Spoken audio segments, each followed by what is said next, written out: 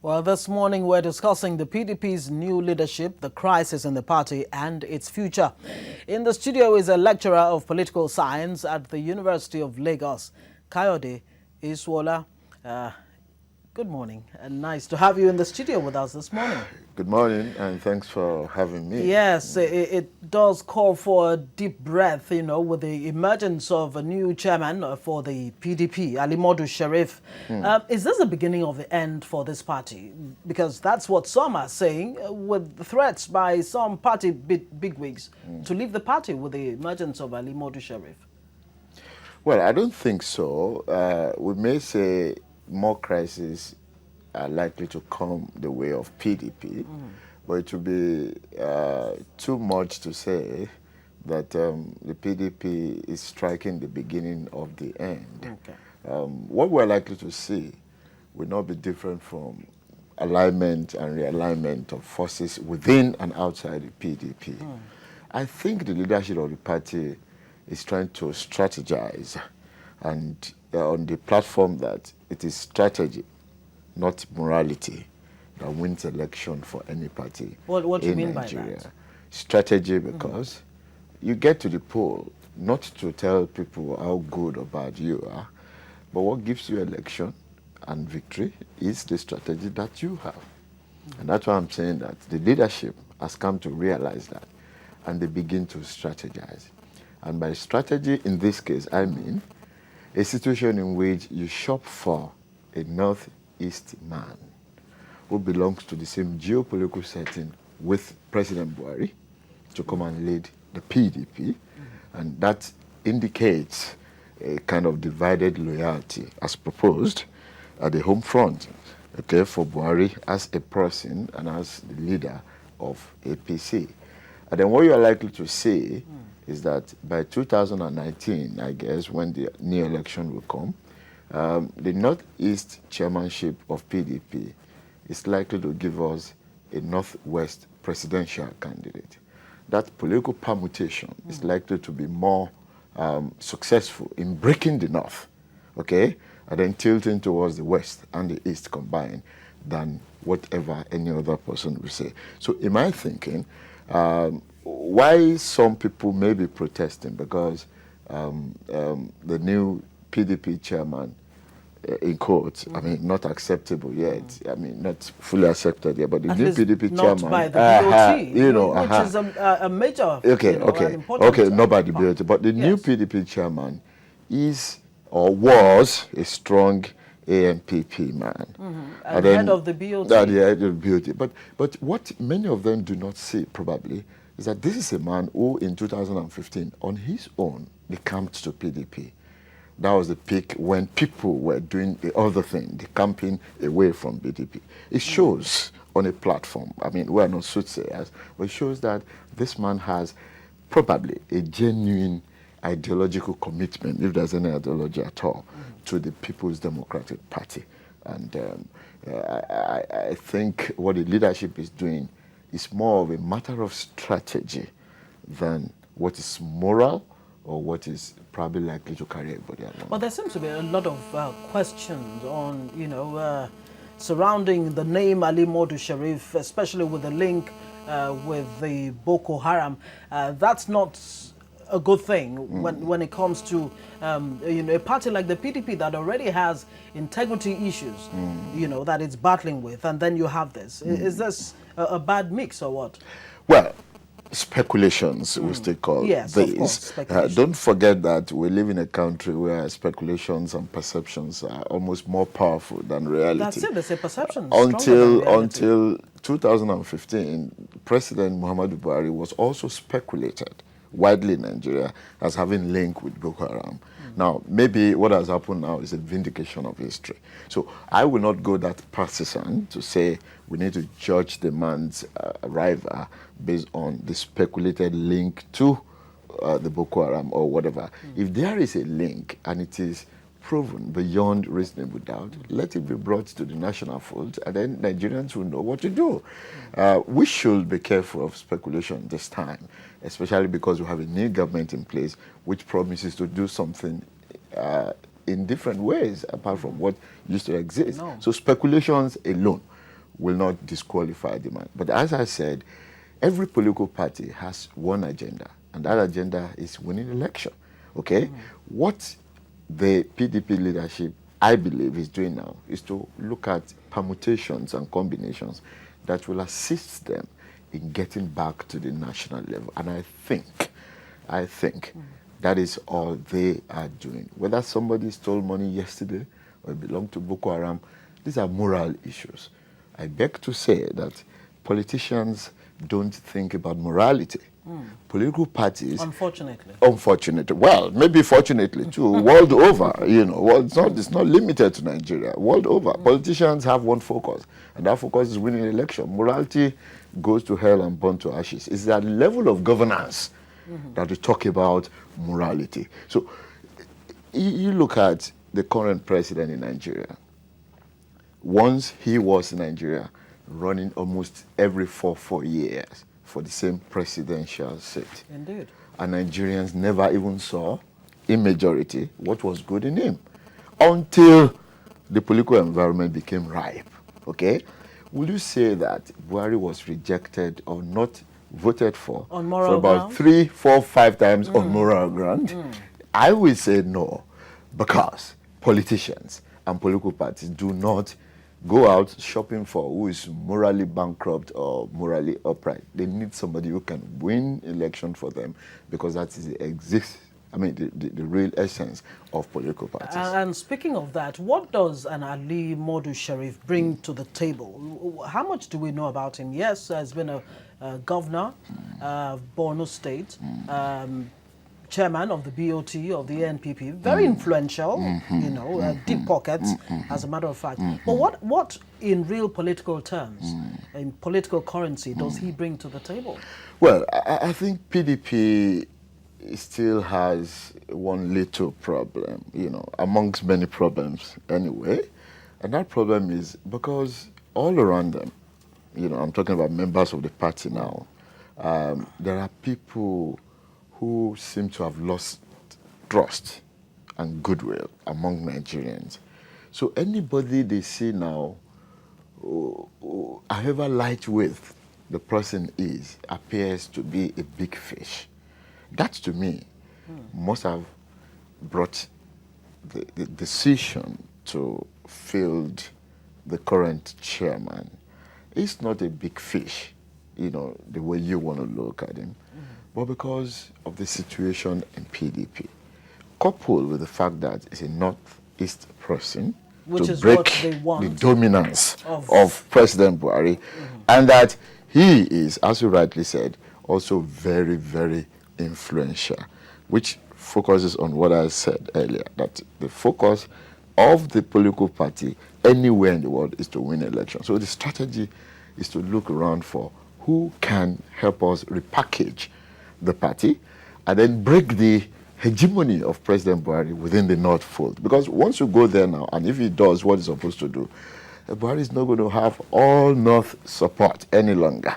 It's going to be North divided by two, one for APC and then one for PDP. That strategy is key because we're talking about politics. And as I said, politics has nothing at all to do with morality. And talking about repackaging, Ali Modu Sheriff has promised to mend the cracks in the PDP, and these cracks seem to be very, very deep, with different names, you know, at different times emerging, whether by hook or crook, as PDP chairman. Of course, you had seconders who legally was supposed to take over in the interim, and you had Gulak in the picture, Dankwabo of the governor of Gombe State, and mass, you know, defections from the PDP. Do you think Ali Modu Sheriff can actually rebrand the PDP in such a way that Nigerians will, you know, turn and, you know, take a glance at them again as, you know, a party that may be serious? I mean, they had 16 years, you know, at the helm of affairs. And some people say that they actually took things for granted. Well, at the risk of being judgmental, I mean, I'm not a politician. I don't want to go partisan. I want to analyze based on what the issues should be and perhaps what they are. PDP's 16 years in Nigeria is as experimentative as what happened to APC when the mega party was formed. Break that down. Remember that at the inception, a lot of people did not have hope at all in the APC. The thinking is that it was an amalgamation of strange bedfellows. That party turned out to win election. Now, the critical question here is, what is the difference? The difference is that PDP was, at initial, formed by a group of people who also were strange bedfellows, if you remember. The G34? The G34. First of all. But they had one agenda. They were strange people coming together with one agenda. And that agenda was to eliminate the military and then impose themselves in the political, on the political arena of Nigeria. Okay? Now, in the case of APC, strange bedfellows also came together with one agenda of eliminating a government that was not performing as perceived. Okay? What that tells you is that strategy and circumstances on ground are the two things that win election for any political party at all. Okay, so if you come back to what difference the chairman can make, the difference he can make is to pull out a think tank for the PDP as a party so that they can work out strategies, okay, that will assist them in winning election. Now, for APC, you have a slight difference because you have an hegemonic personality in the person of Ahmed Tinubu, who has been seen as somebody who has been there over the years.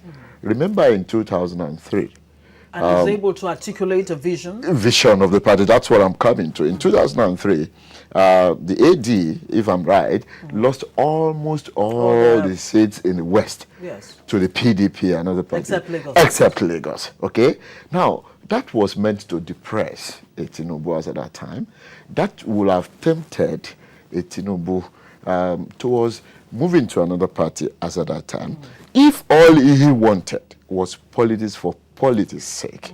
But what he did was to stay, was to repackage and re-strategize, which shows you that he believed in a cause, he had a particular ideology. Whether it is good or bad, I'm not judging, but it shows that he was consistent. All too soon, it became an ideological, an hegemonic factor, personality in that party, almost an ideologue. That helped APC a lot. And that is still going to help APC in the next 4, 5, 10 years. Isn't that what has been missing in Nigerian politics so far? Are we beginning to get it right? If you will not preempt me, yes, that is what has been missing in the PDP. And that is why PDP's crisis could not be managed. Okay? They don't have an ideologue. Somebody they will hold on to as the short collar. Not by dictating to them what to do, but by the time you look at them and you look at what they represent, what they have struggled for over the years, you probably would not want to say no to what they say. An inspirational figure. An inspirational figure, if you say. So this is where I don't agree with people who talk about internal democracy as the sole thing that makes a party work. I disagree. Almost with why don't you agree with that? Isn't that where it really should start, and then reflect on the larger... No, I don't think so. I disagree with them, and I have my right to disagree. Absolutely. What I think is important for any party is either ideology or an ideologue. In Nigeria, the two political parties we have do not have ideological foundation. We need to tell ourselves that truth. But APC has an ideologue. And that ideologue is the man Tinubu and a few other people around him who have been built up as having a focus, has been in a position to project, the interests, the ideas of that political party, and almost everybody around him keys into that. If we were a nation that is serious about political development, There is nothing that says that today the 5 frontline universities, especially federal universities in Nigeria, should not give a fellowship to Ahmed Tinubu in the political science department. Not because he has a PhD, not because he's a professor, but what he did, yes, need to be studied. And then a lot of people need to come around that to get the out of classroom touch to the study of politics. In saying this, I am not saying Tinubu is a saint. The common sense kind of politics. Yeah, that's the kind of... But when you say that, I mean, isn't that a bit contradictory? When you say there's an ideologue without an ideology, it doesn't it take, you know, an ideologue to bring out an ideology, or is it the other way around? No. I mean, when you say the two parties are not different in terms of ideology. Because they don't have ideology. But isn't it the Remember, I ideology said of the ideological APC, foundation. Yes, you know, that actually succeeded in overthrowing a sitting government, a government that, you know, said it will be there for 60 years, you know, that, well, that's what went down after 16 years. That's what any political party will say anywhere, because it's like football. I mean, the weak and the strong team will always say, I will beat you, you will beat me. That's taken for granted. Any political party can say that. I'm sure people in APC are also thinking that in the next 60 years, they're still going to be ruling, especially because of the strong support from the North. So it's not out of place for a political party to say that. But what I was saying is that for the two political parties, there is no ideological foundation. I put that in emphasis. But somewhat, somehow, a Tinubu has emerged as an ideologue. And the synonym to that is that hegemonic personality, whose values, right or wrong, good or bad, everybody will key into. So rather than just democratizing for democratizing's sake internally, the voice of the man matters, because they see him as having gone through fire and rainbow to arrive at that point. And if he has gone through so far without making many mistakes, then you position him as an ideologue to the party. Now, that's why is that the only strategy we're talking about here? Or shouldn't the strategy really be, especially when we're talking about the PDP, be that of performance? Isn't it performance really at the end of the day, or non-performance, that determines who emerges, you know, as you know, in government? Yeah, well, yes, on an ideal platform, yes. But again, don't forget that when we run on comments like performance or non-performance, we're becoming partisan. We're likely to become judgmental. How do you measure performance? Okay, you need many empirical data to do that. It's a matter of, you know, debate. I mean, a lot of people will tell you that President Obasanjo, don't forget, Jonathan does not personalize PDP. When we talk about PDP, we talk about a political party, okay? We talk about a political party, okay, that has many presidential candidates. So in real sense, the judgment of PDP will be between Obasanjo and Jonathan. Yar'Adua came, it was episodic and like a flash in the pan. So now if you look at people who are pro-Obasanjo, they will tell you till tomorrow that Obasanjo came and restructured Nigerian politics. He did this, he did that. Critics will say no, okay? Until the things boomerang at the level of Jonathan. So I don't want to dangle into the issue of performance, because I know all over the world, it is not performance that determines the success of a political party. A political party in election. It is the strategy. You get your strategies. And that's why I give you the example of President Buhari. For about 4-3 times he contested. People knew he was decent. People knew he was an anti-corruption person. People knew he had the dedication to serve this country. But he never looked at that.